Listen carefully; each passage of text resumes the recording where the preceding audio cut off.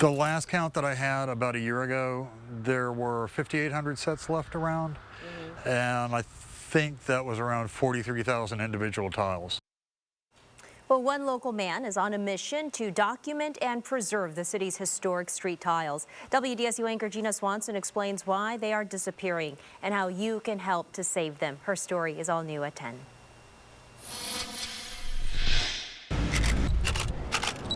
They are pieces of New Orleans history that get stepped on every day, or even worse, in certain parts of town. They are walked by, torn up, cracked to pieces, and they are disappearing.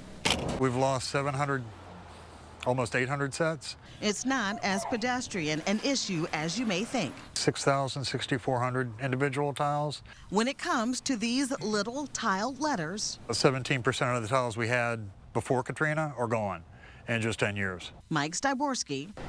The last count that I had about a year ago, there were 5,800 sets. Is all about the numbers. That was around 43,000 individual tiles. That's what's left of the city's signature street signage.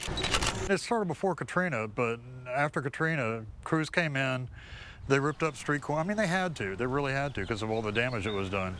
But nobody really stopped to think about, okay, these are 100 years old. These are antiques. These are part of New Orleans heritage. And we should probably do something to save them. They just came in, tore everything up.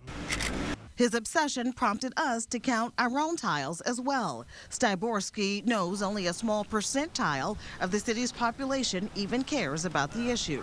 Nobody's going to pay attention to the street tiles, and for 100 years, nobody really has. So he's taken it upon himself to photograph and catalog each set across the city. But his efforts are not just visual. They are also tactile. Just by feel, he can tell the style, materials, and the manufacturer. There's the St. Ghislain tiles, which came from St. Ghislain, Belgium. There's a style that's very similar from Welkenrath, also in Belgium. Even the size is an indicator. They're 3.5 by 4.75, I think, and then there's a standard 4 by 6. Most of them are 4 by 6. He has an encyclopedic knowledge of the city's tiles. The American style tiles, which are the ones that people think of when you mention iconic New Orleans street tiles, it's the ones with the pinstripes. The signage began popping up as New Orleans emerged as a major mercantile hub. In the 1800s, the port was one of the largest exporters of cotton textile, but we were importing these tiles that came with the emergence of sidewalks and a street directory. I think that's really how it came about, was that it wasn't any idea by the city. It was just some contractor trying to get an edge over his competition. Then they all did it. With such a rich history, Styborski says the tiles deserve better. No royal treatment here for this street sign. And at the corner of Dauphine and Piety, Replace the power pole, and they put it right through the. I mean, just, Lord Almighty.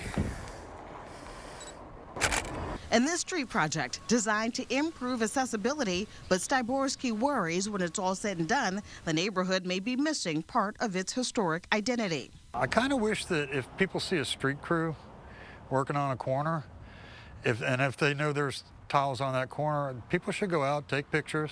But he doesn't want you to be hostile.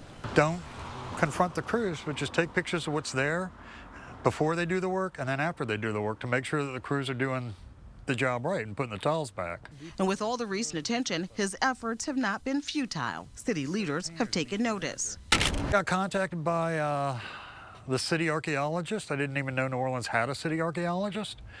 And I sent him the street list of what we still have, or what I think we still have, and what appears to have gone missing. The street corners you walk by every day for Styborski are actually the intersection of our history and culture, and he's making every effort to keep it that way. Gina Swanson, WDSU News.